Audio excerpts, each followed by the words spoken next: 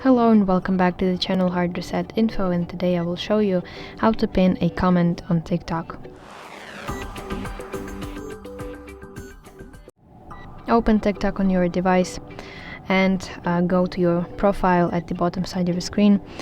And as you can see, I don't have any videos, so I cannot show you how to pin comments, but anyway, I will tell you how to do it.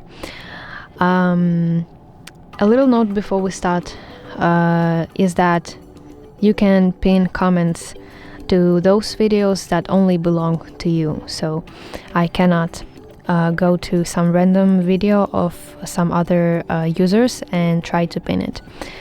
But I will do it just to show you an example.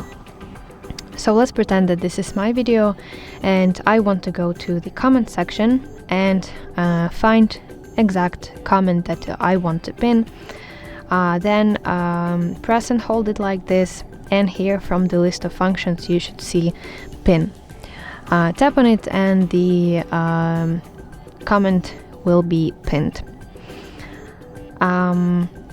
So that's basically it. I hope you find this video helpful, and if so, please leave a thumbs up and please consider subscribing to our channel. See you soon. Bye bye.